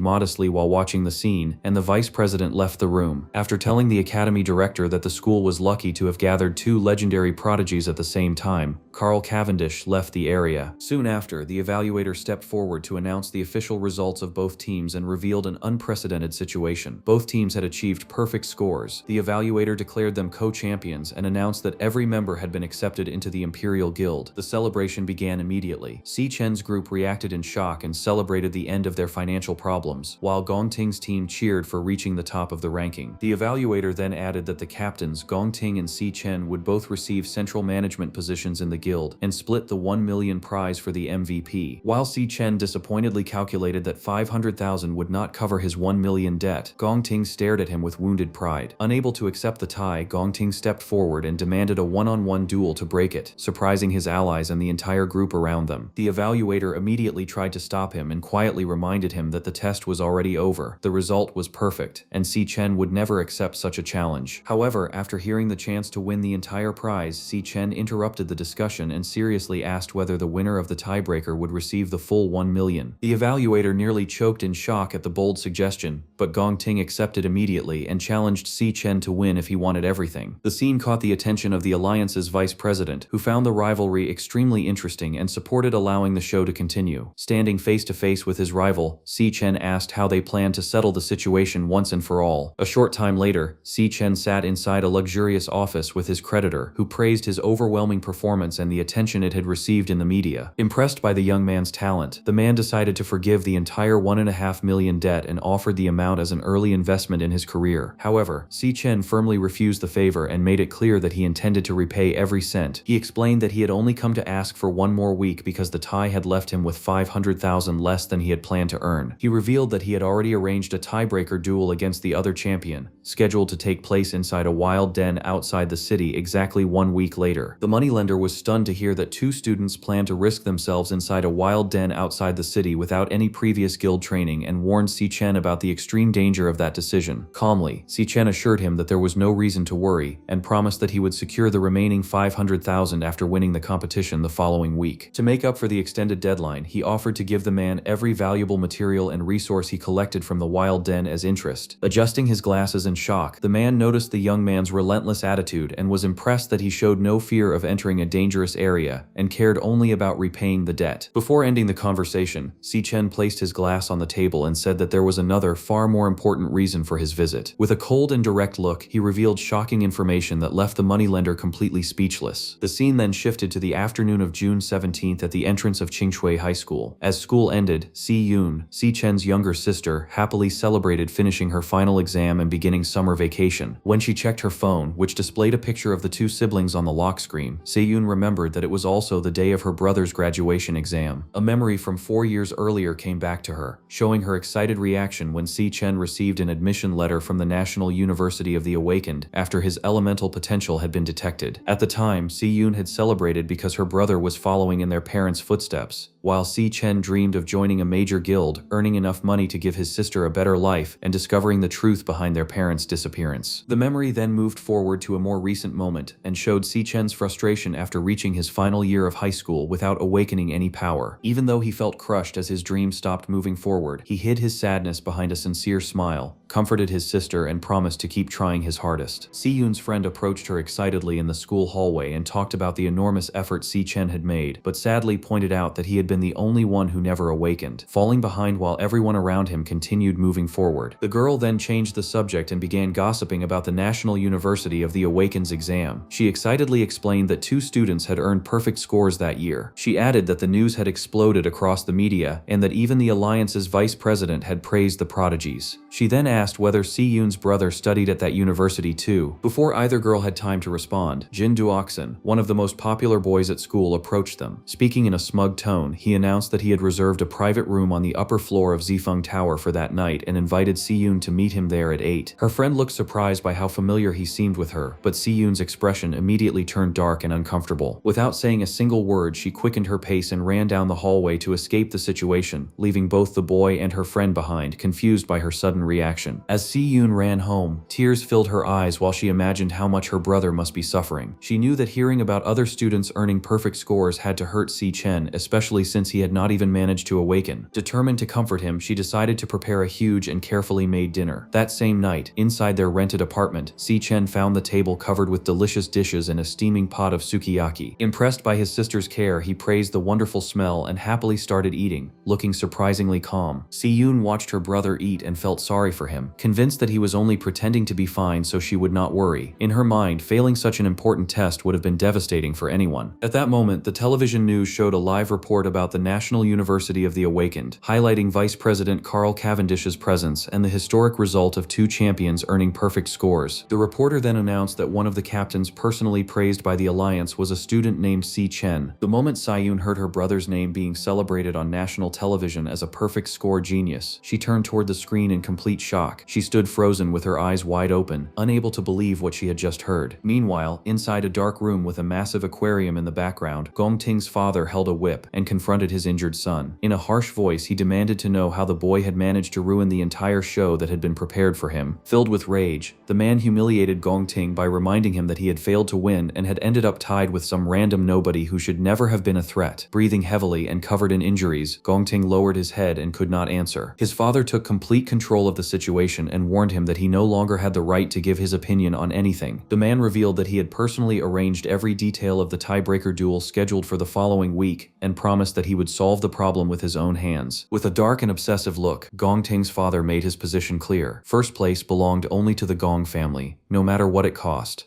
While trying to hit the floor, boss Si Chen studies the lion's formation and notices that 2 lionesses always stay in close combat while the other 2 guard the rear. The Lion King remains at the farthest point on the battlefield, acting like the true leader of the pride and never exposing himself directly to attacks. The boss mechanic feels strange because every time Si Chen moves toward him to strike, the beast instantly disappears and reappears beside the lioness farthest away. Even though the group quickly changes positions depending on the threat, their strategic formation never changes, making it impossible to land a direct hit on the boss. Thinking about his progress, Si Chen notices that his electric assassin class gained another star after the graduation exam battle, proving that frequent use really increases mastery. By combining the attributes of his different cards and active classes to raise his speed stats, he sees an incredible improvement in his overall power. However, even with all that progress, he realizes it still is not enough. As Si Chen keeps facing the beasts on the battlefield, a short-haired woman watches the boy's shocking growth and power over such a short time. Meanwhile, back inside the Demon Tower, Si Chen remains focused on the fight as a level 17 electric assassin. The scene shifts to an elegant restaurant, where Vice President Carl praises his investigator for her good work and invites her to eat. The woman warns him that she still has one more important thing to report. She says she noticed a very suspicious person nearby, someone who recently contacted the Vice President. The investigator reveals the name Yuan and slides a confidential envelope across the table, handing over every report gathered so far. With a serious expression, she explains that during the entire previous year, the entity or target known as Glutton showed no sign of life and left no tracks behind. That same night, on June 17th, during dinner at the restaurant, Carl enjoys a juicy slice of top-quality Wagyu beef. Satisfied with the flavor, he curiously asks how things are going on the other side. Back at the apartment, Si-chen's sister becomes emotional when she sees her brother's success, realizing that he finally reached the top and overcame his struggles. As she watches him eat calmly, her eyes fill with tears when she thinks about how hard he worked. She affectionately calls him a fool for hiding everything behind such a simple attitude. Outside, lightning cuts across the night sky above their building, creating the feeling that a huge truth is about to be revealed. Si-chen's sister stares in shock as she connects the clues and realizes that the real hero mentioned during the graduation exam is actually her brother. Her surprise grows even bigger when she learns that he not only led the team to a perfect score, but also received public praise from the Alliance's own vice president. The television keeps showing Carl's statements to the press, making the young captain's amazing achievement even clearer. Unable to control her shock, Si-chen's sister suddenly turns toward the television with wide eyes, completely frozen by the huge news. Still in shock, Si-chen's sister looks at her brother and asks whether the Si-chen mentioned on television is really him. Calmly and without stopping his meal, Si-chen naturally confirms that it is. The truth leaves his sister so stunned that she drops her spoon on the floor, overwhelmed by the weight of the revelation. Meanwhile, the investigator warns Vice President Carl that the creature may have already noticed their presence. She says the entire situation is completely outside the norm. Inside the massive demon tower, Si-chen thinks about his brutal routine. He spent more than half a month on the first floor, clearing out almost every monster in the area so he could level up. With his attributes at level 17, he has already become completely used to fighting under gravity 10 times stronger than normal. Even with his constant progress, he knows that none of his 4 active classes have reached their maximum power yet, proving that he still has a huge amount of room to grow. Using the available improvement point, Si-chen places the extra star into the most important attribute for an assassin: speed. With that change, his movement reaches the level of an A-rank assassin. On the other side of the battlefield, the beasts take their positions and growl, ready to pounce. Si-chen activates Flash God and launches an extremely fast attack filled with electricity. He rushes forward and strikes one of the lionesses directly with a cutting blow. However, the creature reacts with the same evasive move as before and fades into the air. Si-chen realizes that even when he tries to kill a lioness, she simply disappears and reappears far away, keeping the formation untouched. He becomes curious about the Lion King's true class. Whenever Si-chen hesitates for even a second, one of the lionesses quickly charges forward as bait, forcing him to attack and keeping him trapped in the rhythm of their battle. The lioness he struck disappears in the blink of an eye and reappears safely beside the Lion King, ruining the young man's direct attack. Without losing focus, Si-chen gathers a huge amount of electricity in his hands to answer the beasts as they leap toward him. He dodges with incredible precision and swings a cutting counterattack through the air, trying to split the Pride's formation in half. The group holds its position with perfect discipline, moving together in complete sync. Even under pressure from Si-chen, the beasts switch roles without hesitation. They attack in endless waves, disappear into the air, and return from unexpected angles. The beasts teleport through portals to change positions, then charge again with their sharp claws, keeping the fight at a wild pace. Si-chen blocks their strikes at the edge of his speed and realizes that the Pride keeps repeating the same tactic to trap him in a never-ending battle of exhaustion. Breathing heavily and carrying a scratch across his face, Si-chen stares at the Lion King and realizes that the monster has been playing with him the entire time. As he dodges another fast attack from a lioness in midair, a thought suddenly hits him. He questions why he keeps trying to beat the monsters with speed. Without wasting time, he jumps far away and instantly begins changing classes in the middle of the fight. Since the beasts refuse to face him directly, the answer is to use the long-range power of a mage. In seconds, a cold glow covers his body, wrapping his chest and arms in armor made of frozen bones with large, powerful horns. He transforms into the King of Frozen Remains, a mage class with ice elemental power and devastating area attacks that can freeze everything around him. Floating in the sky as a mage, Si-chen summons a deadly rain of frozen bone spears that crashes down across the battlefield. The ice spikes slam into the ground with brutal force, pushing the lions back as snow rises in violent explosions. Even though mages are vulnerable in close combat, Si-chen uses his huge range to take full control of the area and trap the beasts. A storm of frozen spikes keeps falling without mercy, blocking every escape route and forcing the frightened Pride to gather in one spot. With the beasts exactly where he wants them, Si-chen raises his hand and forms a massive sphere of pure free freezing elemental energy in the air. Looking down at the targets below, he coldly makes it clear that they have nowhere left to run. The Lion King lets out a desperate roar when he sees the true size of the threat falling from the sky like a blue meteor. The bomb hits the ground and expands into a gigantic freezing explosion, covering the entire battlefield in seconds. When the mist clears, the Lion King and his whole pride are completely frozen inside huge shining blocks of ice. In the heat of the moment, Si Chen quickly switches to the Star Warrior class and charges forward without mercy to deliver the final blow. His eyes shine with pure determination as he decides that the battle on the tower's first floor ends right there. Activating super gravity mode, he brings down a devastating energy blade that cuts through the air and crushes what remains of the pride. The brutal impact completely destroys the formation, sending chunks of ice flying in every direction. The lionesses cannot withstand the pressure of the attack and fall one after another across the battlefield. Soon after, the beasts' bodies begin turning into smoke and completely disappear from the area. Silence fills the battlefield as the monsters vanish, leaving the ground clean after the fight. The system confirms his complete victory and raises him to level 24, rewarding him with rare items from the Phantom Lion. With the boss lying defeated at his feet, Si Chen notices that the Lion King's soul is ready to be consumed by his power. Pointing his glowing hand toward the monster, he demands to discover the creature's true class. Si Chen activates his devouring ability and pulls out all the dark essence and energy coming from the boss's body. Purple and black energy is dragged directly into his palm, revealing the monster's secrets and class while he absorbs all of its power. Cold energy gathers in Si Chen's hand as the system reveals the Phantom Lion King card, confirming the Star Beast Master class. With the new card in his hand, Si Chen understands why the beast avoided direct combat. Its own attributes were weak, and it depended completely on contracted beasts to deal damage. After studying the class details, Si Chen sees the value of its spatial movement ability and realizes that it can force contracts with other beasts, though it requires a strong, intimidating aura to work. Suddenly, the area around him completely changes. The battle arena disappears and reveals the true appearance of the tower's first floor. A huge, dry desert stretches out before him, with endless dunes and giant skeletons buried in the sand, making him wonder about the past of that abandoned place. As Si Chen studies the desert, he notices a glowing crack appearing far away between the dunes, showing him the next path through the tower. In the distance, a portal of orange light rises on the horizon, marking the passage to the tower's second floor. Without warning, a low growl echoes across the sand and immediately catches Si Chen's attention. Looking toward the sound, he spots a small furry lion hiding among the bones of a large carcass on the dune. The creature is a cub trapped by glowing chains, growling and trying to defend itself as best as it can. Si Chen is surprised to see a feline alone in that place, making it the last beast left in the area. He creates a lightning blade in his hand and slowly walks toward the carcass. He reasons that since the Lion King has already been defeated and the cub did not disappear with him, it means the cub was not a contracted beast. Looking at the shining chains wrapped around its small body, Si Chen realizes that the little creature was being held prisoner by the Phantom Lion King himself. Si Chen gathers energy in his arms and launches a direct electrical strike at the bone structure. The cub curls up in fear when the bright light from the ability flashes around it. The cutting blade breaks the carcass and destroys the chains with one precise impact. The small feline is freed without suffering any harm. Freed from the chains, the cub falls face first into the soft desert sand. Looking at the released creature, Si Chen decides to give it back its freedom and remembers that the place used to be the pride's home. He watches the beast standing alone in its ruined homeland and understands the loneliness the feline is facing. Si Chen advises the little beast to keep living despite the pain and isolation, then turns around and starts walking toward the portal to the second floor. As he moves across the dunes, a glowing system alert appears, showing that the cub has sent a beast contract request on its own. Since the request came directly from the creature, the contract has a 100% success rate and unlocks 2 new passive abilities for Si Chen. Those abilities allow him to share experience, increase attributes, and see through the beast's eyes during dangerous situations. Si Chen notices the notification flashing in his vision and is surprised that the little beast personally asked to form a bond with him. The system confirms that he can form a contract with a small lion named Leo, and it only needs Si Chen's approval. Looking at the cub, Si Chen asks whether it truly wants to follow him on his journey. Leo answers with an excited roar, making his decision clear. Si Chen warns him that he plans to clear the tower floor by floor, and that the higher they climb, the more dangerous and violent the monsters will become. Even after being warned that he could get hurt or even die, the little lion lets out another firm roar without showing any fear. Faced with such determination, Si Chen accepts the request and closes his eyes to focus his power. A glowing pentagram appears in Si Chen's eyes, officially sealing the pact between them. The magical mark is immediately reflected in the cub's eyes, successfully completing the contract with Lion King Leo. With the bond established, the passive abilities activate in the system, allowing experience experience sharing and access to the beast's vision during dangerous moments. After sealing the pact, Si Chen calls Leo to follow him, and the little beast jumps around excitedly. As they approach the flaming portal, Si Chen warns the cub to stay safe during the battles ahead. The moment they cross the wall of fire and step onto the second floor, an unbearable wave of heat fills the area. The new scene reveals a hellish volcanic abyss filled with rivers of lava and stone bridges surrounded by massive pillars of fire. Si Chen can barely breathe because of the heat and feels like he could melt at any second, while Leo stares at the sea of lava without understanding what is happening. As Si Chen wonders what kind of threat they will face on that floor, the cub becomes terrified by the hostile environment. Suddenly, a blinding flash tears through the air, and Si Chen's eyes widen in pure shock. A crushing attack catches him completely off guard and blasts a huge hole straight through his chest. With no time to react, the brutal impact covers his face in blood as the deadly strike tears through him. Si Chen suddenly wakes up in his bedroom, sitting upright in bed while breathing heavily and sweating cold. He is completely stunned that he was killed by a single attack without even seeing who or what hit him with such terrifying power. Still shaken by the surprise attack on the second floor, Si Chen tries to understand the unbelievable power of the monster that defeated him in an instant. Suddenly, his sister Xiao Yun's voice comes from the doorway, telling him that breakfast is ready on the table. When Si Chen reaches the kitchen, he finds a meal that looks far too carefully prepared, filled with fresh fruit and a large bowl of steaming ramen. With a piece of bread in her mouth, Xiao Yun reminds her brother to wash the dishes in the sink and hang up the clothes from the washing machine in half an hour. Curious about her hurry, Shun asks where she is going during summer vacation. She excitedly explains that she is heading to her summer job because she cannot fall behind now that her brother has reached the top. Shun questions why she needs a job and reminds her that he already told her to leave their financial problems to him. Smiling confidently, Xiao Yun replies that staying home during vacation would be boring, then quickly says goodbye and runs out the door. Left alone, Si Chen completes the chores she asked him to do, washing the dishes piled in the sink and hanging the clothes on the drying rack. He thinks about Xiao Yun's strong will and how she has always stayed determined despite every hardship. Looking at a framed picture of them together, Si Chen remembers that she is still young and has not even reached adulthood, yet she is the one who takes care of him every day. As soon as his school duties are finished, Si Chen plans to hunt the Demon King Wrath, knowing the mission will keep him away from home for a long time. Since his sister is the only person he truly cares about, being far away from her constantly makes him worry about her safety. A sudden idea appears in his mind, causing his eyes to shine as he considers a new possibility. Si Chen activates his ability and opens a mystical portal in the middle of the living room. Leo falls out of the portal surrounded by magical light, leaving Si Chen shocked when he realizes that he can summon his contracted beast from the Tower of Dreams into the real world. Once free inside the house, Leo immediately starts causing trouble by climbing onto the sofa and tearing apart a box of tissues across the room. Watching the scene, Si Chen realizes that Leo can stay with Xiao Yun and protect her whenever he is not nearby. After checking the class card and its abilities, he confirms that the contract's passive powers make the plan perfect. Should his sister face any danger, the bond with the beast will allow him to see everything through Leo's eyes and instantly teleport to her location to save her. Si Chen remembers that Xiao Yun has always loved animals since childhood and often played with stray cats and dogs, making him believe she will have no problem accepting a feline like Leo. While he thinks about it with the class card in his hand, the loud sound of dishes breaking in the kitchen interrupts his thoughts. Looking through the doorway, he catches the cub causing trouble on the counter and knocking plates and utensils all over the floor. Trying to stay calm, Si Chen silently hopes that his sister will not mind the mess when she returns. Somewhere else in the city, inside an alley at sunset, a badly injured and blood-covered man curls up on the ground while holding two sharp daggers. In a panic, he begs the approaching threat to stay away. A dark figure surrounded by red energy appears in front of the wounded man, who becomes completely terrified after recognizing the overwhelming presence before him. A black blade appears out of nowhere and brutally pierces the man's chest without mercy. With blood running down his face, the victim stares at his attacker in complete shock and asks what kind of terrifying monster he is before taking his final breath. The man's energy is then completely consumed and absorbed, while a nearby security camera is destroyed to erase all evidence. Later, at the end of the day, Xiao Yun walks tiredly through the streets carrying bags of milk tea while complaining about her exhausting job and spending the entire day standing inside the shop. As she enters the alley near her home with the drinks in her hands, Xiao Yun hears someone calling her name. She turns around in surprise and sees Jin Duoxin, a classmate from school, holding a large bouquet of red roses. He approaches her with an arrogant attitude, saying that he has been waiting for a long time and complaining that she left school too quickly the last time, ignoring his invitation to go on a date. The boy tries to impress her by saying that he reserved the entire upper floor of Zifeng Tower for that night and wants to take her there. Annoyed, Xiao Yun asks how he found out where she lives. Jin Duoxin proudly says that his father is the director of the #1 hospital and that finding that kind of information is easy for someone influential. Xiao Yun immediately rejects him, warning that they do not belong in the same world and asking him to stop coming after her. When she tries to leave, Jin Duoxin tightly grabs her arm. He angrily says that he reserved the place and invited his friends, so he will be humiliated if she does not go. Xiao Yun looks at him with disgust and asks why she should care about his reputation, calling his behavior of following someone to her home completely creepy. Furious after being called strange, Jin Duoxin suddenly changes his tone and becomes threatening. He says she should be grateful that he is even chasing after her. Having no patience left for his attitude, Xiao Yun drives a hard and perfectly aimed elbow straight into Jin Duoxin's face. As the spoiled rich boy bends over in pain and falls to the ground while holding his face, Xiao Yun tells him to get treated at his father's own hospital. Angry that he ruined her mood at the end of the day, she orders him to disappear and never bother her again. Later, when she arrives home, Xiao Yun finds Si Chen holding the small feline in the air and instantly becomes fascinated by the creature's cuteness. With her eyes shining with happiness, she hugs the cub and presses him against her face, then asks her brother where he found such an adorable beast. Si Chen explains that his name is Leo, and tells her that from that moment on, taking care of the little creature will be her responsibility. Excited about having a lion cub at home, Xiao Yun starts petting him while Leo purrs happily in her arms. She finds it strange that Leo is so small but already has a long mane, since only adult lions usually have one, but she quickly forgets about the question. Full of excitement, Xiao Yun decides that she will visit the animal registration office the next day to officially register Leo as a member of the family, while her brother watches everything with a calm smile. Si Chen realizes that Xiao Yun loves the cub and feels relieved that he no longer needs to worry about the situation at home. Suddenly, a notification on his phone catches his attention with an official message from the guild administration department. When he opens it, he learns that his request was successfully approved, allowing his plan to move forward. Smiling with satisfaction, Si Chen knows that the next important step will be facing the tiebreaker exam in 6 days. 6 days later, inside Greenlight Forest on the outskirts of the city, the details of the final challenge are presented to the participants. The person in charge explains that the exam will take place inside a newly discovered wild dungeon within the forest, classified as rank D. As agreed, the two candidates will compete for the position by entering the same unknown and dangerous dungeon. Since the dangers are much greater than those found in normal school exams, 3 senior members from important guilds have been called in as supervisors. The evaluation team includes Ivan from the Imperial Guild, Kaiyu from the Divine Eye Guild, and Sato Wota from the Silver Wind Guild, all of them rank C. They will follow the young candidates inside the dungeon to protect them and evaluate each person's performance in real time. While cameras broadcast everything live, the candidates' final scores will be decided by the 3 selected judges. In a distant control room, a mysterious man watches the screen with a nasty smile, hoping the supervisors do their job well and leave no evidence behind. Another man inside the room questions the vice president's presence, reminding him that his schedule in the Eastern Nation ended 2 days earlier. The vice president lets out a mocking laugh, saying that nothing could be more entertaining than watching a battle between true prodigies. He shows great excitement about witnessing the epic clash and eagerly waits for the show to begin. In the forest, the person in charge raises his hand and officially announces the start of the practical combat exam for the National University of Awakened class of 2157. With the match between Si Chen and Gong Ting announced, the two boys exchange intense looks filled with rivalry. Without wasting time, Si Chen and Gong Ting walk side by side and pass through the green portal into the wild dungeon. The moment they enter the dimension, they find themselves in a dark place filled with dead trees and thick fog. After studying the area, the supervisors enter behind them and identify it as a plant-type dungeon while trying to remain professional in front of the cameras recording everything. As soon as Si Chen steps into the dungeon, a red maximum alert signal flashes over his chest, warning him about an extremely dangerous creature nearby. He is surprised because it is the first time the Demon Corps has ever given such a serious warning. Just as quickly as it appeared, the alert and the feeling of danger suddenly disappear, leaving Si Chen confused about how a high-level monster could exist inside a rank D dungeon. As the group moves across the rocky ground surrounded by dead trees, Gong Ting walks ahead with his sword in hand, keeping a tense silence. From the top of a cliff, the supervisors watch the two candidates from a distance. They notice the thick fog covering the area and warn each other not to lose sight of the boys. Suddenly, the ground in front of the candidates begins to shake and crack apart, revealing a hidden threat rising directly in their path. A toxin cage ant bursts from the ground, revealing a terrifying rank D creature ready to attack. Moving with extreme speed, Gong Ting draws his glowing sword and charges at the beast without hesitation. From above, the supervisors praise his quick reflexes, although they point out that monsters from wild dungeons weapons are far more aggressive and dangerous than the ones used in school exams. The creature fires streams of corrosive poison at Gong Ting, but he skillfully dodges them while rushing across the terrain. With one precise swing of his energized blade, the young man cuts the giant insect in half while it is still in the air, sending the lower half of its body crashing to the ground. Without giving it any chance to recover, Gong Ting channels the power of his core warrior class and uses flaming blade penetration, piercing what remains of the monster in a violent explosion of fire. The creature is completely burned away by the devastating attack while the supervisors watch his display of strength from the top of the cliff. Kai Yu from the Divine Eye Guild praises Gong Ting's immediate reaction and gives him 10 points for quickly stopping the ambush. Ivan agrees and gives him another 10 points in battle logic, highlighting the precision of cutting off the monster's poisonous organ and removing its ability to attack. Sato Oda finishes the evaluation by giving him the highest score for finishing power, impressed by how quickly and fearlessly he burned the beast to death. The supervisors point out that Gong Ting's positioning and control were almost perfect, and that he remained completely calm even while facing a wild rank D monster. Meanwhile, they notice Si Chen's strange behavior, since he simply ignored the monster and continued wandering through the area alone. After judging his passive behavior, the supervisors consider Si Chen's early performance a complete failure in the test. Gong Ting only watches him from a distance, staying silent and focused on the area around them. In the control room, the vice president enjoys a drink while watching the live broadcast and asks his companion Yuan Long what Si Chen could be searching for. With a slight smile, Yuan Long guesses that the boy is already tracking a very specific target. Ignoring the scores and everything happening around him, Si Chen takes another firm step deeper into the dungeon. He studies the roots covering the ground, searching for the perfect strategy to earn the highest possible score all at once. When he finds the exact location of the underground nest, his eyes shine and yellow electricity begins gathering around his fist. Si Chen punches the ground with all his strength, releasing a devastating blast of energy that cracks the earth and strikes the heart of the underground structure. The explosion causes the entire nest to collapse, launching dozens of toxin cage ants into the air through a cloud of rubble and electrical flames. From above, the supervisors panic when they realize the boy attacked the beast's nest directly, fearing that such a reckless move could put everyone's life in danger. Gong Ting watches in disbelief, trying to understand the insane purpose behind his opponent's direct attack. Without wasting a second, Si Chen launches himself forward and activates his Volt Assassin ability while his entire body becomes covered in shining electricity. He shoots through the air like lightning, cutting through dozens of flying monsters with deadly electrical trails before any of them can react. Moving like a real human thunderbolt, Si Chen tears through the airborne swarm with extremely fast crossing slashes of electricity. The toxin cage ants are sliced in half one after another, spraying green blood in every direction as their lifeless bodies fall. Si Chen lands softly on the ground while holding two daggers made entirely from bright electrical energy. When the supervisors see the pile of rank D monsters slaughtered in only a few seconds, they become completely speechless. They struggle to understand how a boy officially registered as rank E managed to wipe out so many stronger enemies without the slightest effort. Unsure how to score him, the judges whisper among themselves, unable to decide whether they should remove points for recklessness or for repeating the same movements. Gong Ting stares at the scene in complete silence, clearly shocked as he rethinks how dangerous Si Chen truly is. Inside the surveillance room, the vice president bursts out laughing and praises Yuan Long for correctly predicting the boy's strategy. Excited by the show he just watched, the man becomes eager to see how Gong Ting will respond in this clash between two monsters. Suddenly, the transmission screen begins to glitch and crackle with heavy interference. The monitor turns completely black and displays a lost signal warning, shocking everyone watching. Inside the control room, the men become confused and wonder why the system is failing again. Outside the dungeon, at exactly 4 in the afternoon, the researchers' monitors begin beeping without stopping. The equipment gives urgent anomaly warnings as the communication strength drops rapidly until it reaches 0. The monitoring panel loses all scanning data from the area, turning the rank D classification into a complete mystery. One scientist panics after realizing how serious the failure is and wonders what is happening inside that dimension. He quickly turns to warn the person in charge of the exam about the total system shutdown. At that exact moment, the green portal leading into the dungeon begins flashing unstably. To everyone's horror, the entrance suddenly disappears without warning, completely sealing the dimension. As all outside communication is lost, a strange pink energy surrounded by magical musical notes begins floating through the air inside the dungeon. Si Chen senses the mysterious aura approaching and looks to the side in surprise at the unexplained phenomenon. An overwhelming presence fills fills the area along with the mysterious echo of Demon King Wrath's voice. Outside, at exactly 4 in the afternoon, panic spreads when the dungeon entrance completely disappears in front of everyone. The scientist desperately tries to explain that the equipment detected a signal anomaly before everything stopped working. The person in charge of the exam becomes terrified and orders the incident to be reported immediately so higher-level reinforcements can be requested. Inside the isolated dimension, pink magical energy surrounds the area with floating musical notes, leaving everyone completely confused. Gong Ting looks up and tries to understand where the strange manifestation is coming from. The supervisors also become alarmed and exchange confused looks, asking whether everyone else can hear the strange music echoing through the air. Si Chen becomes deeply shaken when he recognizes the phenomenon and realizes that the voice belongs to Demon King Wrath. He is shocked by the discovery and cannot understand why the entity is appearing there, since it was not supposed to arrive for another 3 years. The Demon Corps sends a desperate red warning through Si Chen's mind, classifying the threat as extreme rank a danger. He stares into the fog and instantly realizes that a terrifying presence is standing directly behind them. As the mystical melody moves through the air, sadistic and frightening giggles echo from deep inside the thick fog. The supervisors watch nervously and try to understand the shadowy figure with glowing eyes emerging from the mist. Surrounded by a dark aura, a humanoid creature with mantis-like features takes shape and mocks the humans, happily announcing that they have fallen into its trap. Sato Ota is completely shocked when he hears the creature speak clearly. He yells in disbelief, pointing out that a monster capable of speaking the human language must be at least upper rank C, something that should be impossible inside a rank D dungeon. The strange beast looks directly at Si Chen and Gong Ting while letting out twisted laughter that echoes through the entire area. Without thinking twice, Sato Ota jumps from the cliff and summons his energized pink axe, warning that the monster is far too dangerous for the candidates. He lands in front of the boys and orders them to stay behind him, but the beast moves so quickly that no one has time to react. In the blink of an eye, the creature delivers a deadly blow to Sato Ota's chest, sending his axe flying away along with a spray of blood. The other supervisors stare down from the hill in shock, unable to understand how he was defeated so quickly. Without stopping, the monster swings its sharp scythe and suddenly impales Gong Ting through the chest, mockingly telling him to die right there. Even while badly wounded and coughing up blood, Gong Ting forces himself to raise his flaming sword and launch a counterattack. The beast is surprised by the boy's determination. Even with the scythe still buried in his chest, Gong Ting lands a powerful flying kick directly against the creature's body and breaks free from the attack. The force of the kick sends the creature flying backward, sliding across the ground before regaining its balance. Gong Ting looks at Si Chen and says that the monster attacked him first, claiming priority over the fight and refusing to allow any interference in the duel. The remaining supervisors rush down from the cliff, warning that he needs immediate medical care and suggesting that the exam should be cancelled so everyone can retreat. Refusing to abandon the battle, Gong Ting gathers intense flames in the palm of his hand and burns his own chest wound shut to stop the bleeding. Si Chen watches in silence, impressed by the boy's determination to use extreme heat just to remain standing. The green-eyed young man studies the beast ahead and notices that it is upper rank C, while the creature that attacked the other supervisor was only middle rank C. Outside the dungeon, the investigation team is horrified to discover that the place is the real cause behind the mysterious disappearances of awakened fighters. In complete panic, the researchers reveal that the dungeon is not rank D at all, but a highly dangerous rank B dungeon. Inside, the creature charges forward at full speed and swings its shining scythes dozens of times. Gong Ting dodges and blocks at the limit, being pushed back by the beast's crushing pressure. Without giving him any opening, the monster jumps and drives its sharp blade into the ground, accidentally creating a deadly opening in its own defense. Taking advantage of that brief hesitation, Gong Ting appears above it with his burning sword and delivers one clean slash. The beast's head flies through the air while blood sprays everywhere, and its headless body collapses onto the ground. Si Chen and the female supervisor watch in surprise as the boy defeats such a powerful threat alone, realizing that his strength cannot be underestimated. Nearby, Ivan uses green healing magic to treat Sato Ota's wounded arm, and Sato Ota thanks him for the immediate relief. When he looks at his watch, Sato Ota notices something is wrong because the bracelet has completely lost its connection to the outside world. The other supervisors check their devices and confirm that every signal is down and even the compass has stopped working. Making things worse, Sato Ota looks to the side and sees the transmission drone broken on the ground, unable to understand when the camera was destroyed. Gong Ting stares at the body in disbelief, confused about how a creature that just lost its head can still move. In a terrifying flash, the headless monster jumps from the ground and charges at him in one final desperate attack. Before it can reach the boy, Si Chen appears like a bolt of electricity and cuts the creature into several pieces, gaining experience points in the process. Gong Ting is shocked as he watches the creature get torn apart, while Si Chen coldly explains that the monster was not the dungeon's real boss. He reveals that the creature had been under hypnosis from the beginning, which allowed it to keep moving even after its apparent death. Si Chen warns everyone that they need to leave the dungeon as quickly as possible because anyone who stays there could become the next person controlled by the entity. Gong Ting asks how the young man knows all of that, while one supervisor refuses to believe him and insists that there cannot be another boss stronger than a rank C beast. Suddenly, extreme danger warnings begin flashing inside Si Chen's mind again, showing that an extremely high-level monster is approaching. Pink magical energy spreads through the area like a wave, carrying Demon King Wrath's hypnotic melody into every corner of the dungeon. Before anyone can react, the fog reaches the supervisors, and their eyes begin glowing a bright pink as they instantly fall under the hypnosis. Adjusting his headphones in the middle of the chaos, Si Chen watches tensely and realizes that it is already too late to protect the group from the mental control. He recognizes the sound frequency perfectly and remembers his past life, when Demon King Wrath used the exact same hypnotic sound wave to slaughter countless humans around the world. Completely controlled by the melody, the supervisors and Gong Ting begin walking in a trance like real zombies with glowing eyes, moving deeper into the dungeon. Si Chen immediately concludes that the true boss of that dimension has a direct connection to Wrath, so he decides to follow the controlled group and face the threat. When they enter the lair, they find a horrible scene filled with giant eggs, enormous snakes, and piles of skeletons belonging to abandoned warriors. Si Chen remains immune to the hypnosis because his headphones are playing a beta frequency recording prepared in advance to cancel the enemy's sound waves. Seeing that the others are completely unprotected and could die at any moment, Si Chen decides that he must destroy the dungeon boss as quickly as possible. A dark voice echoes from the shadows, eager to devour the fresh flesh of the controlled humans. Under the influence of the hypnosis, Gong Ting is thrown back into the painful memories of his terrible childhood. At 8 years old, after being forced to fight and win a violent duel, the boy watched his father praise his victory and order the winners to eat while the losers had to kneel all night. Worried about his defeated brother, young Gong Ting secretly tried to bring a piece of bread to Gong Cheng, who was afraid their father would catch them. When the act was discovered, Gong Ting received a brutal punishment, being forced to kneel while his father beat him with a wooden stick until his body was covered in injuries. Without mercy, his father asked whether he understood why the Gong family was so powerful. The man proudly claimed that he had always been the winner, and that only winners had the right to create the rules. While lying injured on the ground, young Gong Ting looked at his father with hatred and asked whether he would be allowed to control the family's rules if he defeated him one day. His father only laughed with contempt, and the boy's wooden sword was broken in half in an instant. Gong Ting fell to the ground coughing blood and tried to understand why his father had sent the Emperor's squad to fight him when the challenge was supposed to be directly between the two of them. With a cruel smile, the man explained that his strength did not come only from his personal power, but also from his influence and every tool under his control. He stressed that the rules of the world were not simple, but victory was the only absolute truth, and the methods used to win did not matter at all. Bloody and silent, Gong Ting listened as his father declared that, as his son, he had the duty to always be number one. He would have to abandon family, beliefs, responsibilities, or anything else for the sake of victory. The man stared at the boy with cold eyes and clearly stated that winning was the only reason for his existence. Kneeling and covered in wounds, young Gong Ting fixed his eyes on the ground and accepted that cruel lesson, convincing himself that his only real value came from winning. Back in the present, Si Chen covers his hand with electrical sparks and prepares to attack the boss immediately, but Gong Ting suddenly grabs his wrist and asks him to wait. Trying to hide his pain, Gong Ting presses hard against his open wound to use the intense pain to keep his mind awake. He reveals that although he does not know how Si Chen escaped the hypnosis, he also managed to protect his consciousness through his own cruel method. In a tense voice, Gong Ting warns that everyone will be in serious danger if Si Chen reveals himself now. He points toward the many eggs spread across the cave and explains that if they frighten the creatures, they will have to fight dozens of rank C monsters at once, which would mean certain death for the group. Sweating cold, Gong Ting studies the trap and explains that the boss disguised the area as a low-rank dungeon only to attract awakened fighters and drain them. He suggests that they remain hidden for now, and wait for the entity to approach on its own, allowing them to launch one accurate combined attack. Si Chen understands that the strategy is smart, but immediately warns that it will never work. He explains that the boss does not need to move a single finger because one simple thought is enough to order every hypnotized human to take their own life. At that exact moment, the cruel command echoes through the air. Controlled by the hypnosis, Sato Ota begins swallowing an energized blade. The female supervisor points her own gun at her head, and Ivan starts choking himself without mercy. Moving like lightning, Si Chen reacts in the blink of an eye and knocks out all three supervisors with precise attacks before they can pull the trigger or finish their actions, saving the group just in time. From above, the cloaked boss boss notices the interference and angrily realizes that something is different about those humans. After seeing that its feast has been interrupted, the creature orders its monster army to destroy the targets immediately. The giant eggs begin breaking open all at once, releasing dozens of bloodthirsty rank C killer mantises that surround the boys. Seeing the frightening swarm rushing toward them at a wild pace, Gongting concludes that they can no longer hide and must use the emergency plan. He grips his sharp sword and, fully focused on surviving the battle, asks Si Chen for a favor so they can face the army together. Gongting asks Si Chen to carry the 3 unconscious supervisors out of the dungeon while he holds the monsters back alone. He accepts responsibility for demanding the tiebreaker exam and dragging everyone into danger, so he decides to handle the situation himself. Even knowing that he cannot defeat the entire army, Gongting raises his flaming blade and charges forward, blocking and trading blows with the killer mantises to buy time. Watching the boy's determination, Si Chen admits that he judged him unfairly before. He remembers that Gongting was not the only person who agreed to the tiebreaker, and decides to fight beside him. Switching to his electric assassin class, Si Chen channels yellow lightning throughout his entire body. He stands beside Gongting and declares that he will be the one to defeat the dungeon's true boss. Gongting warns Si Chen that they cannot defeat the creature because its power feels far beyond both of them, easily reaching rank B and possibly even rank A. He insists that they must get the supervisors out as quickly as possible because retreat is their only realistic option. Meanwhile, Si Chen realizes that the exit must be sealed, since the Imperial Guild would have already entered the dungeon otherwise. After studying the situation, he considers that if the boss really is rank A, its power should be close to the Phantom Lion King from the lowest floor of the tower. In the middle of the battle, the killer mantises charge fiercely, but Si Chen stops their attacks with powerful electric punches. Working together, he and Gongting create space by defeating the monsters surrounding them. However, when Gongting notices the unbelievable number of enemies gathering nearby, he realizes that the situation is critical and that the horde will eventually bury them. Si Chen gathers electrical sparks in his hands and summons lightning blades, fully taking on the Volt Assassin class. Moving with incredible speed, he shoots toward the horde and begins cutting the monsters apart with perfect precision. Gongting watches in complete shock, unable to believe what he is seeing. He knows that assassin classes usually have weak physical strength and struggle badly against large groups, but he realizes that Si Chen makes up for his lack of raw power with speed, skill, and accurate strikes against every vital point. Si Chen continues destroying the monster swarm with ease, proving that his combat ability has reached rank A. After seeing the slaughter, Gongting becomes excited and grips his sword tightly, beginning to believe that they can actually win. Angry at the boy's resistance, the Supreme Entity shouts that they talk too much and activates its ultimate enhancement. A massive wave of energy explodes from its body as its strength and vitality rise to their highest levels, transforming it into an even more terrifying threat. When Si Chen sees the huge monster appearing among its servants, he remains completely focused. The creature orders the monsters to tear them apart, and the entire horde charges forward at once. Si Chen dodges the brutal strikes, jumps through the air, and cuts the enemies apart while moving above them. On the other side of the battlefield, Gongting shouts for Si Chen to endure and keep fighting. Using precise electric slashes, Si Chen cuts a path through the monsters and keeps charging toward his targets at high speed. He continues trading brutal blows with the horde, releasing electricity and carving deep wounds into the enemies, but quickly realizes that their shells are incredibly hard and make it difficult to reach their vital points. Meanwhile, the Supreme Entity increases its power with flames and massive enhancements, pushing its attributes to the limit and declaring that the boy has already bought more than enough time. Suddenly, the scene shifts to a rented room, where Zhu Tong arrives late carrying bags of drinks to celebrate with her friend. While they talk about her brother arriving later, Zhu Tong notices that they have run out of garlic sauce and decides to buy another jar with the little pet, while her friend suggests bringing back some snacks so they can celebrate passing the exam. After leaving the small market with the groceries, Zhu Tong walks calmly while carrying the little pet inside her bag. The animal stays curled up quietly and eats its cookies without making any noise, causing her to praise its good behavior. Meanwhile, 2 men hidden in the shadows watch every step she takes. One of them holds a picture of her and reports through the communicator in his ear that he is still following the girl. The voice on the other end orders them to keep tracking her and wait until she reaches a place without cameras before making their move. Realizing that she has been watched since leaving the store, Zhu Tong glances to the side and wonders what those men want. The animal inside the bag also senses the approaching danger and lets out a small warning growl. She hides it more carefully and smiles with determination, realizing that they have just stepped into another little adventure. Back in the battle, Si Chen notices that every enhanced monster now has stats close to rank B. Their shells are extremely hard, and their vital points are difficult to reach, so he realizes that he must find a way to break their armor first. Thanking his companion for the support, Gongting uses the time he gained to raise his strength to the maximum, shouting that not even a rank A lord can survive it. He launches his final and strongest move, Extreme Flaming Sky Rupture. A giant wave wave of fire explodes with full force, burning and crushing the monsters in an instant. The blazing blast keeps moving toward the masked lord and creates a huge explosion of fire that consumes the entire area. When the dust clears, Gong Ting is left in critical condition, leaning against his sword with his stamina, spirit, and elemental power completely drained. Gong Ting quietly says that the attack used everything he had in a single strike, and cannot believe that the lord did not suffer even one scratch. It is soon revealed that long before the attack reached him, the creature drained the power from all the monster eggs and used it to create an incredibly strong defensive barrier. Completely unharmed, the lord calls the humans pathetic trash while Gong Ting begins wondering whether he is really going to die there. Seeing how desperate the situation has become, Si Chen approaches and offers Gong Ting a deal. He says that Gong Ting can keep first place in the match, while he will take the 1 million prize, and then begins switching classes again. Si Chen agrees to the deal under one strict condition, demanding that no one ever discover what is about to happen. As Si Chen reveals his true nature, Gong Ting is completely shocked to realize that his partner actually has 2 awakened classes. Soon after, the bone recovery and absorption ability activates, rapidly draining stamina and strength from every corpse across the battlefield, and transferring the energy directly into Si Chen's body. A massive explosion of power fills the area, raising his strength and stamina attributes to their maximum level. Taking the terrifying form of the Purgatory Rakshasa, surrounded by mystical flames and a frightening aura, Si Chen stands firmly before the Lord and shows that he is more than ready to handle the fight alone. The masked lord gathers his power and uses Enigma Requiem, releasing distorted mental waves throughout the air. The attack strikes Gong Ting's mind directly, forcing him to scream in pain and hold his head while cursing the brutal hypnosis trying to break his focus. Meanwhile, Si Chen remains completely calm and immune to the mental spell. He walks forward with a sharp smile while dragging his massive weapon across the ground. The lord falls into complete shock and screams in confusion, unable to understand why his ancient technique failed so badly against the boy. Without hesitation, the entity uses its final move and activates Sonic Hell, releasing a devastating blast of shockwaves that shakes everything nearby. The crushing sound pressure fills the area and makes Gong Ting spit blood as he struggles to remain conscious while leaning against his sword. Completely ignoring the sonic chaos, Si Chen walks steadily through the destruction and closes in on the enemy's defensive sphere. Watching his strongest attack get ignored so easily, the lord loses control and panics, desperately demanding to know how someone can be so invulnerable that none of his attacks leave even a scratch. The masked lord commands his dark snakes and giant monsters to attack with everything they have, ordering them to devour the enemy alive. Without slowing down, Si Chen moves with perfect precision and slices the creatures apart in midair with sharp swings of his weapon, spreading blood across the battlefield. As he keeps advancing without mercy, the lord panics and screams that everything is useless, claiming that his defense is completely impossible to break. Mocking him, Si Chen suddenly appears floating directly above the energy dome and asks whether that is really true. Activating the power to absorb the corpses around him and turn their stamina and strength into his own, he pushes his attributes to the maximum and delivers one devastating strike. The supposedly unbreakable barrier shatters into thousands of glowing pieces, leaving the enemy completely terrified. The masked lord watches in horror as his absolute barrier is destroyed by a single blow, shocking everyone with the unbelievable display of power. Nearby, Gong Ting stares in disbelief, unable to accept that the unbreakable defense was destroyed so easily, and openly wonders who Si Chen really is. Taking advantage of the moment, Si Chen activates the super heavy mode of the 3-phase heavy Kalpa ability and drops from the sky like a meteor. He lands with such force that a massive crater opens in the ground, crushing the lord against the rocks below. With the enemy completely defeated at the bottom of the crater, Si Chen approaches with a threatening expression and demands to know his connection to the King of Wrath. Terrified and badly wounded, the lord asks how Si Chen knows about the King of Wrath and argues that, had he known anything important, he would never have gone to break the entity's seal. After hearing that, Si Chen processes the revelation and realizes with surprise that someone had imprisoned the creature and that its seal had later been broken. Even while defeated and close to destruction, the enemy lord lets out a mocking laugh and confidently declares that the King of Wrath will definitely return. He shouts that the ruler will once again lead the demon army and wipe the entire human race from the face of the earth. Ignoring the empty threat, Si Chen successfully completes the absorption process, consuming the rest of the opponent's energy and registering the illusionist card. The overwhelming victory gives Si Chen enough experience to level up directly to level 25. The reward screen also grants him 3 units of black-scaled snake bile. After reviewing everything, he concludes that the King of Wrath did not first appear in the human world 3 years later as everyone believed. Instead, the entity had arrived much earlier and had been sealed for some unknown reason. Looking at the dust and silence left behind after the battle, Si Chen remains thoughtful, considering the mysterious events that are still hidden beyond his reach. A few meters away, Gong Ting coughs blood and admits how shocked he is to discover that his companion has a dual-class awakening. He openly accepts that Si Chen is much stronger and that the victory in the match belongs to him. While keeping everything that happened a secret, Si Chen's expression suddenly changes. Through the lion's eyes, he receives a terrifying vision and realizes that his sister is in deadly danger. As tension fills the area, the clock shows 5:50 p.m. on June 24, 2157. Realizing that strangers have been following her since she left the supermarket, Zhu Tong holds the little animal tightly against her chest and comments that they still have not stopped following her. She wonders what those men really want. Noticing that the animal also senses the danger, she asks it to stay hidden for now and decides that it is time to face another adventure. Remembering the basic rule that someone being followed by strangers should run toward a crowded place, she rushes toward the stairs to escape her pursuers. As night begins to fall, the main shopping street becomes packed with people, giving Zhu Tong the perfect cover to use the crowd, create distance, and disappear before the suspects notice. Confused in the middle of the crowd, the two henchmen look around helplessly and realize with anger that they have lost sight of the girl. They curse themselves for allowing their target to escape. Meanwhile, Zhu Tong runs through a quieter area and notices that she has used everything she had, forcing her to prepare for the next part of the trouble. Trapped in a dead-end alley, she is suddenly surprised by the appearance of a gray-haired man wearing a jacket who has been waiting there while calmly smoking. Confused and frightened, she asks who those people are and how they discovered where she lives. The two henchmen who had been chasing Zhu Tong appear behind her and comment on how fast she is. Laughing at the situation, the pursuers move forward to capture her. One of them attacks violently, sweeping her legs and knocking her to the ground as shards of ice spread across the area. He mocks her by asking whether she is already tired and tells her to behave so she can play with her older brother for a while. Terrified as he approaches, Zhu Tong lets out a desperate scream. Before anyone can touch her, a burst of pink energy strikes the attacker directly and throws him violently into the stairs under the surprised gaze of the gray-haired man. Even after a massive paw crashes into the ground with terrifying force, the gray-haired man only shows mild curiosity. A powerful white lion takes a fierce position in front of Zhu Tong, clearly protecting her. Swell blessed at the sight of the mystical beast, she calls out Leo's name and stares at the scene in complete disbelief. Meanwhile, the henchmen fall into total panic. One of them, with blood covering his face, angrily shouts that the person who hired them never warned them that they would have to face a monster at that level. At the same time, his partner tries to defend himself by gathering electricity in his hands. However, in a funny and completely unexpected twist, the powerful lion suddenly spins around in a daze, falls to the ground with his eyes rolling, and shrinks within seconds, returning to the same small, cute, and helpless animal. Desperate, Xiao Xuan rushes over and holds him in her arms, asking what happened to him, while the gray-haired villain clicks his tongue in disappointment after seeing that the supposedly terrifying beast could not even stay standing for 10 seconds. Taking advantage of the weakness, the man makes frightening green energy vines and tentacles burst from the ground and sewer grates, surrounding the area and mercilessly trapping the girl so the attack can continue. While the villain keeps his distance and threateningly swings his green thorny vines, uncontrollable panic suddenly spreads across his face when he realizes that the situation has completely turned against him. A crack of purple energy suddenly tears through space with a spiritual teleportation technique, and Si Chen appears at full speed to protect his sister. The brutal force of his arrival sends the henchmen flying, shattering the area and destroying wooden crates in a huge explosion of debris. Si Chen stands firmly in front of Xiao Xuan and the small animal, apologizing for the short delay and immediately checking whether both of them are safe after everything they went through. While the criminals fall into complete despair after seeing the boy appear that way, Si Chen remains calm and reassures the girl, firmly telling her that help has finally arrived. Furious after being caught off guard, the opponent coughs and gathers even more poisonous thorns around himself, promising harsh revenge for the setback, while Si Chen clenches his fists and orders his sister to stay safely behind him. With a focused and determined look, Si Chen warns that he will handle the situation in the blink of an eye. The scene then moves back into the past, revealing the abuse he suffered at the hands of the red-haired henchman who kept him under control, shouting insults and calling him a useless parasite for refusing to follow orders. Lying on the ground and being held down by criminals who beat him without mercy under the tyrant's command, he appeared trapped until an unexpected interruption changed everything. Young Xiao Xuan bravely appears holding a piece of pipe and demands that they leave her brother alone, which immediately makes the attacker laugh and insult her in the same way. When the red-haired man starts walking toward the girl, Si Chen becomes desperate and angrily screams that he should not dare touch her, reminding him of the promise that he would never hurt Xiao Yun. Without even a trace of shame, the henchman shows a sadistic smile and says that he is going to break that promise, determined to teach the girl a lesson for standing up to them. Filled with blind rage after seeing such cruelty and betrayal, Si Chen suddenly recovers his strength, grabs a heavy rock from the ground, and launches a counterattack. With one brutal and accurate strike, he smashes the rock directly into the attacker's face, catching every henchman completely off guard with his fierce reaction. Driven by the need to protect his sister, he moves through the area with incredible agility and spreads chaos among the enemies. Roaring with anger and accusing the red-haired man of breaking his own word, Si Chen delivers more merciless blows with the rock, proving that he will do anything to protect his family from that abuse. Determined to end everything quickly, Si Chen tells his sister to stay right behind him and charges straight at the enemies. While Xiaoshuan watches in shock and fear, wondering how he could possibly face several awakened and completely insane opponents alone, the fight explodes into pure violence. One henchman tries to attack him with electric punches filled with rage, but Si Chen easily dodges and lands a devastating punch that sends the enemy flying through the air in a burst of blood. Right after that, another man tries to surprise him by jumping with a blue energy blade in his hands, but Si Chen catches him in midair, grabs his arm with brute force and violently slams him into the ground. Before he can even breathe, the henchman's leader launches a poisonous thorn whip toward him, but Si Chen quickly dodges, allowing the thorn spike to cut through the air and destroy the wall behind him. Completely consumed by hatred and screaming at the top of his lungs, the gray-haired villain loses control and charges with everything he has, firing green vines and thorn spikes while yelling that the boy is nothing but a bratty student and threatening to pierce him from one side to the other. However, with unbelievable agility and completely unpredictable movements, Si Chen spins through the air and dodges the sharp spikes with frightening ease. The opponent is left completely shocked, his eyes wide with panic as he screams in disbelief at the kind of movement the young man is showing. At that exact moment, after seeing the incredible display of power, Xiaoshuan opens her eyes wide and suddenly remembers that her brother took first place and became the great champion of the Awakened University exam, proving that he is an unbelievably powerful fighter. Taking advantage of the villain's surprise, Si Chen closes his fist and lands a devastating punch directly against his face, smashing his teeth and sending blood through the air with brutal force. The impact is so powerful that the enemy is thrown downward like a meteor, crashing into the ground and opening a crater filled with dust and debris. With the leader completely knocked out and buried in the ground, the scene reveals every henchman scattered across the area, unconscious, bloody, and completely defeated after the quick and merciless attack. Right after handling the situation, Si Chen asks Xiao Yun to take Leo home safely and says that he will return soon after leaving the henchmen in the custody of the security team. The girl immediately agrees and holds the small animal in her arms while Si Chen moves the prisoners. Tightly tied to a pillar inside a dark hideout, the criminals wake up in extreme pain and covered in blood. They look around in fear and demand to know why they were brought there. With his head still hurting, Si Chen coldly approaches and asks whether they belong to the Black Mountain Society, pointing out that the group only acts for money and demanding to know who paid for the attack. The henchman's leader laughs mockingly and admits that they work for money, but refuses to reveal the client because he does not want to ruin his reputation on the streets. At that exact moment, the system activates and displays a loading screen announcing an ongoing class change, completing the ultimate evolution into a re-evolutionist and registering an impressive new card, the Nether Spiritual Illusionist. Its advanced stats and abilities include control over dark spirits, illusionary mirages that cause hallucinations, and the power to absorb nearby energy to recover vitality instantly. Faced with the Black Mountain Society leader's complete refusal to reveal who paid for the attack, Si Chen realizes that the prisoner will never talk willingly. At that exact moment, the system begins the class change, raising the young man to level 25 and completing his evolution into the terrifying spiritual Requiem Illusionist, a powerful class focused on psychic control and mental manipulation. With his newly gained power, Si Chen activates the Requiem Riddle mental ability, making his eyes glow with overwhelming pink energy as he completely takes control of the opponent's mind. Under the total control of the illusion, the stunned henchman loses control of his own body and begins using his green thorn powers against himself. In a brutal act of revenge, sharp spikes mercilessly pierce the criminal's leg and arm under Si Chen's cold command. He states that this is the unavoidable consequence of daring to threaten Xiao Yun, leaving the opponent terrified and screaming in despair without understanding how he was controlled. Turning his attention toward the next tied-up henchman, Si Chen coldly warns that it is now his turn and increases the pressure with his powers. Terrified after seeing his partner's condition, the prisoner wearing a beanie falls into complete panic, desperately screams and begs not to suffer the same fate. He quickly reveals everything he knows and says that the person behind the attack is Jin Duoxin, the son of the director of the #1 hospital. Meanwhile, at a crowded party filled with neon lights, Jin Duoxin rests comfortably while surrounded by women and drinks. The people around him begin making jokes about his failed romantic attempts, openly mocking him for being rejected twice by the same first-year student, and saying that the campus prince's flirting skills are getting worse. Grinding his teeth in anger and filled with wounded pride after being humiliated by the girl, Jin Duoxin shouts that she will pay for it that very night. Annoyed by the mockery, he suddenly stands up and says that he is only going to the bathroom, warning everyone everyone not to bother him. Inside the restroom, while using the urinal, he notices a light flashing annoyingly on the ceiling. He frowns and curses, believing that even the lighting has decided to make his terrible day worse. Suddenly appearing directly behind Jin Duoxin inside the private restroom, Si Chen stares at him with cold eyes and says that he must be Jin Duoxin, realizing that the top floor of Zifeng Tower has once again been taken over by a group of untouchable rich kids. With the cameras turned off and secret conversations happening behind the scenes, it becomes clear that their money and power are only used to hide terrible crimes and bury their actions. Completely terrified after noticing an intruder standing right behind him, Jin Duoxin quickly turns around, stammers threats, demands to know how he entered the place, and shouts that he will call security to throw him out. Ignoring the spoiled heir's panic, Si Chen pulls out a phone and shows a call directly from Blackie, the henchman who is now tied up and defeated. When Jin Duoxin recognizes the phone, all color disappears from his face and panic takes over his body. Crushing the device with visible rage, Si Chen traps him without mercy and asks whether he was the one who sent henchmen after Xiaoyun, demanding to know where Blackie is. Terrified and completely out of control, Jin Duoxin screams in fear and demands to know who the intruder is. Right after that, he is violently thrown through a glass structure, flying among shining shards before crashing hard onto the floor near the pool. He cries and screams for help as he realizes in horror that everyone else from the party is lying unconscious around him. Walking toward him without mercy, Si Chen appears covered in a dark aura and a terrifyingly intimidating presence. Trapped and desperate, Jin Duoxin tries to regain control by bluffing, shouting that his father is the director of the #1 hospital and threatening to kill anyone who dares touch him. Tired of all the talking, Si Chen cuts off the spoiled boy's shouting and orders him to shut up, while his eyes release a terrifying glow. Immediately struck by the psychic technique, Jin Duoxin's eyes fill with bright light. He becomes completely frozen and drops to his knees under absolute mental control. Under the merciless control of the mental domain, Si Chen coldly orders the boy to pick up a shard of broken glass from the floor. Completely trapped inside the illusion and staring blankly ahead, Jin Duoxin reaches down and grabs the makeshift blade, cutting his own skin as blood begins sliding between his fingers. The attacker's mind is flooded with dark memories of his past abuse and crimes, forcing him to remember the cruelty of everything he had done and hidden through his family's influence. The henchman had already confessed that the entire attack was a paid plan created by him to terrorize Si Chen's sister, and now the price of that cruelty comes back in a brutal way. With bloody hands and under the full effect of the hypnosis, Jin Duoxin raises the sharp piece of glass above his own head, preparing to strike himself. Watching the horrifying scene with cold eyes, Si Chen waits for the decisive moment and gives the final order for him to finish the act. With the Lord defeated, the exit from the lair finally opens, and Si Chen warns that guild reinforcements will arrive soon. The injured Chang Ning asks him to keep everything secret and promises to tell Tian Meng that Si Chen was the one truly responsible for solving the entire crisis. Suddenly, while focusing his energy and powers, Si Chen falls into complete panic after realizing that Xiao Yun is in immediate danger. He shocks everyone present by showing the incredible ability to control more than 2 classes at the same time, then moves away with urgent speed. Soon after, rescuers and other team members rush into the area to give Chang Ning medical care and stabilize the examiners who were unconscious and still affected by hypnosis. While some of them say they already feel much better, the group immediately demands to know where Si Chen went and orders everyone to search for him. The inspection team is blamed for the serious injuries because of its failure to properly study the information about the lair, and the person in charge promises to fire every member as soon as the group escapes. However, the situation soon takes a calculated turn when they decide that everything can still work perfectly under a false story. The official version will claim that an accident happened during the exam and that even the supervisors were taken down by the monsters. In that desperate situation, the perfect story turns Gong Lin's son into the great hero who solved the entire crisis. They insist that he was the one who defeated the monsters and the lord of that place, and that everyone present saw with their own eyes that he alone ended the danger. Finally, the order is given for everyone to prepare to leave because the true stage and the beginning of the next phase will happen during the graduation ceremony the following day. The group later gathers in a cheerful celebration, raising bottles of soda to celebrate Si Yun's acceptance into the Central International Academy of Fine Arts. Between laughter and congratulations, the girls celebrate that she is finally achieving her childhood dream and assure her that she will become an amazing artist. While calmly drinking, Si Chen looks so relaxed that his sister finds it strange. She jokes that he does not even seem surprised, almost as if he already knew she would be accepted. He gives a small smile and hides his excitement, keeping secret the fact that in the previous timeline, her acceptance letter had also arrived on that exact day. The conversation continues, and one of the friends admits that she is jealous of Xiaoshuan for getting the chance to study in the Shenghe nation, something almost everyone dreams about. Xiaoshuan shows some concern because the place is so far away and the cost of living there is extremely high, but Si Chen places his bottle on the table and tells her not to worry about the distance or the money. To everyone's surprise, he reveals that after graduating he will also work in the Shanghe nation. The news shocks the girls, and they burst with excitement while asking whether he was hired by one of the largest and most influential guilds in the world. Realizing that they will be able to live together again, Xiaoxuan jumps with happiness and celebrates beside her brother with a huge smile. Watching the girl's bright expression, Si Chen feels an enormous sense of peace. Later, in the quiet shower, as warm water runs down his body, he feels relieved, knowing that every threat against Xiao Yun has been removed and that the chaotic graduation exam has finally ended. Thinking about his next steps, Si Chen plans to receive the 1 million reward the following day, according to his agreement with Leia, so he can finally pay off Qingji's loan. Alone in his room, he considers that the 3-year timeline may be wrong if the entity known as Wrath really broke its seal after arriving in the human world. He understands how urgent it is to travel to the Forbidden Fallen Garden and uncover the enemy's plans, but he also knows that he must first find a teammate he can trust completely. Because of that, he sees the graduation ceremony the next day as the perfect chance to make his choice. Somewhere else, inside a quiet and private room, a woman reports to a pink-haired man that the creature known as Glutton recently appeared again in Yin County. She explains that she went there as soon as she received the report, but found the entire surveillance system destroyed. Only bloodstains and signs of a violent fight remained. The attack pattern was exactly the same as before. The creature killed first, and then devoured its victims, always targeting awakened fighters with rare and powerful abilities. Since it constantly hunts strong awakened fighters, it is clear that the monster is quickly becoming more powerful and will not stop killing now that it has started moving again. While pouring tea, the pink-haired man listens with a sarcastic smile, finding it even more interesting that Glutton returned at that exact moment. The woman then points out an even stranger detail and slides several pictures across the table, revealing that Glutton attacked inside a narrow alley in a poor residential neighborhood. Showing a map with the crime scene marked, she highlights one important fact. The alley is less than 100 meters away from Si Chen's home. The pink-haired man silently studies the images while she continues explaining her theory. The woman reminds him that they still have absolutely no visual information about Glutton's true appearance. On the other hand, both of them personally witnessed Si Chen's unbelievable growth, the speed at which his power increased, and his brutal fighting style. After connecting every clue, she presents two main theories about the situation. The first possibility is that Glutton has placed Si Chen directly in its sights. The second theory is completed by the pink-haired man himself as he calmly takes another sip of tea, revealing the unavoidable suspicion that Si Chen may actually be Glutton.